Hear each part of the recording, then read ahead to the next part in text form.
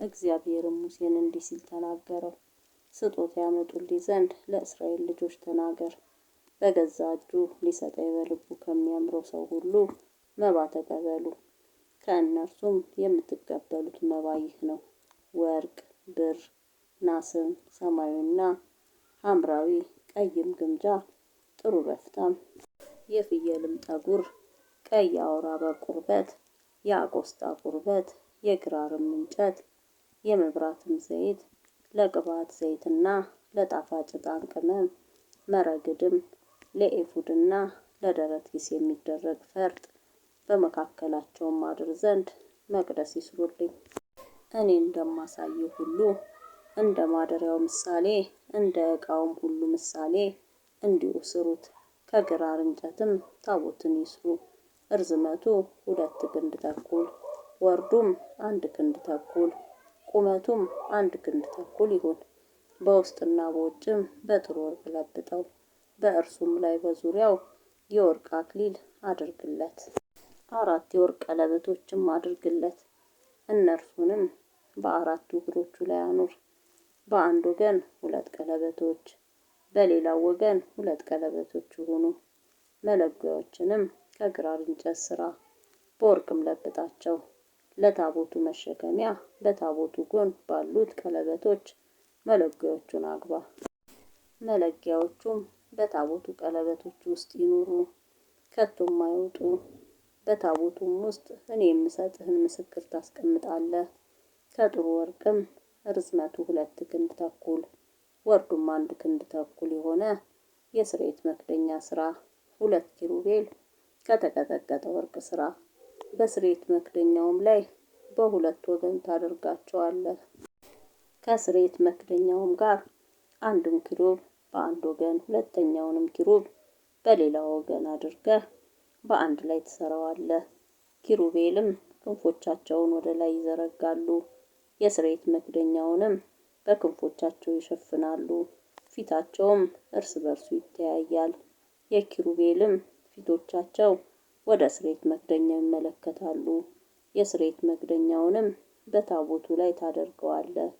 እኔም የምሰጥህን ምስክር በታቦቱ ውስጥ ታኖረዋለህ። በዚያም ከአንተ ጋር እገናኛለሁ። የእስራኤልንም ልጆች ታዘዝ ዘንድ የምሰጥህን ነገር ሁሉ በምስክሩ ታቦት ላይ ባለው በ2 ኪሩቤል መካከል በስርየት መክደኛውም ላይ ሆኜ እነጋገርሃለሁ።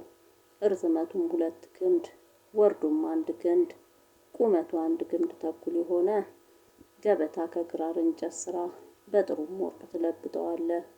በዙሪያውም የወርቅ አክሊል አድርግለት። በዙሪያውም 1 ጋት የሚያህል ክፈፍ አድርግለት። የወርቅም አክሊል በክፈፉ ዙሪያ አድርግለት። 4 የወርቅ ቀለበቶች አድርግለት። ቀለበቶቹንም 4 እግሮቹ ባሉበት በ4ቱ ማዕዘኖች አድርግ። ገበታውንም ለመሸከም መለጊያዎቹ እንዲሰኩባቸው ቀለበቶቹ በክፈፉ አቅራቢያ ይሆኑ። ገበታውን ይሸከሙባቸው ዘንድ መለጊያዎቹን ከግራር እንጨት ሰርተህ በወርቅ ለብጣቸው። ለማፍሰሻ የሚሆኑ ዘንድ ወጭቶቿን፣ ጭልፋዎቿንም፣ መቅጃዎቿንም፣ ጽዋዎቿንም አድርግ። እነርሱንም ከጥሩ ወርቅ አድርጋቸው። በገበታም ላይ የገጽ ህብስት ሁል ጊዜ በፊቴ ታደርጋለህ።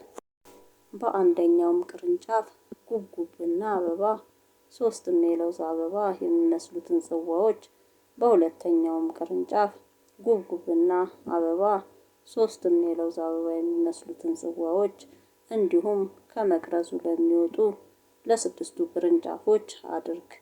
በመቅረዙም ጉብጉቦቹንና አበቦቹን 4 የለውዝ አበባ የሚመስሉትን ጽዋዎች አድርግ።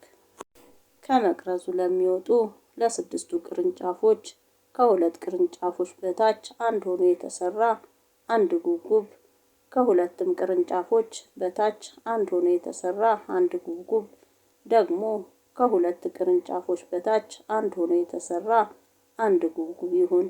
ጉብጉቦችና ቅርንጫፎቹ ሁሉ ከእርሱ ጋር አንድ ይሁኑ። ሁሉም አንድ ሆኖ ከተቀረጸ ከጥሩ ወርቅ ይደረግ። 7ቱንም መብራቶች ስራ። በፊቱ ያበሩ ዘንድ መብራቶቹን ያቀጣጥሏቸዋል። መኮስተሪያዎቿን የኩስታሪ ማድረጊያቸዋንም ከጥሩ ወርቅ አድርግ።